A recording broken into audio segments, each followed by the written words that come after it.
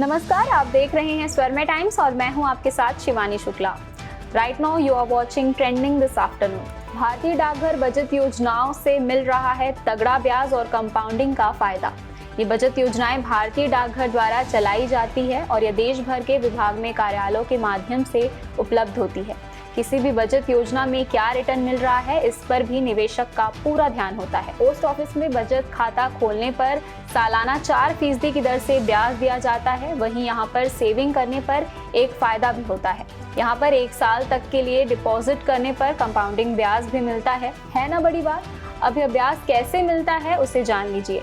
साल भर के लिए डिपॉजिट करने पर यहाँ पर 6.8% के साथ ब्याज दिया जाता है, लेकिन यहाँ पर हर 3 महीने के बाद कंपाउंडिंग ब्याज दिया जाता है। इसका मतलब यह हुआ कि कोई अगर 10,000 रुपए जमा करता है तो उसे 698 रुपए सालाना ब्याज के रूप में प्राप्त होंगे।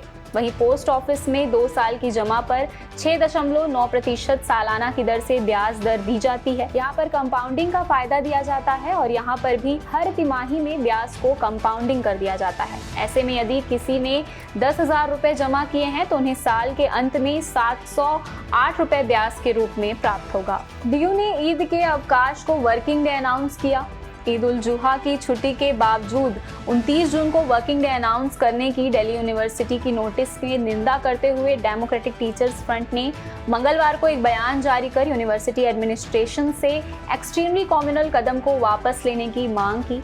हालांकि दिल्ली यूनिवर्सिटी ने एक नोटिस में कहा कि 29 जून को वर्किंग डे मार्क किया गया है क्योंकि डीयू सेंटेनरी सेलिब्रेशंस का क्लोजिंग सेरेमनी 30 जून को निर्धारित है, जहां prime minister Narendra Modi guest होंगे। यूनिवर्सिटी ने मंगलवार को यह भी उल्लेख किया कि जो एम्प्लॉय 29 जून को फेस्टिवल मनाना चाहते हैं उन्हें ऑफिस में उपस्थित होने से छूट दी जाएगी।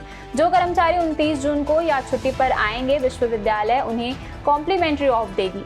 जी हाँ, और वह उसका कभी भी इस्तेमाल कर सकते हैं।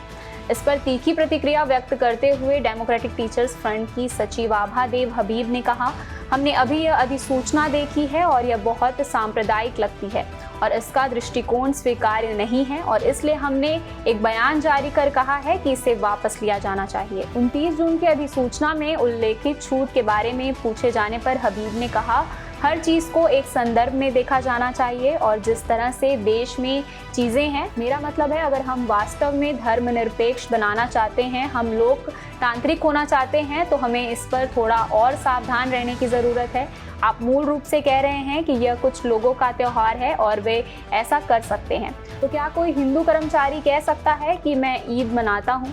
क्या उसके बाद पूछताछ की जाएगी? लेकिन देश में जो कुछ हो रहा है उसे देखते हुए ये सब बातें मेरे मन में आती है। इस बीच टीचर्स फ्रंट द्वारा जारी बयान पर प्रतिक्रिया व्यक्त करते हुए दिल्ली विश्वविद्यालय के रजिस्ट्रार विकास गुप्ता ने कहा, यह गलत है। हमारी आवश्यकताओं के आधार पर हमने घोषणा की है।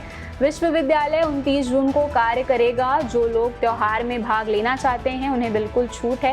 यह आदेश सिर्फ यूनिवर्सिटी पर लागू है, कॉलेज पर नहीं।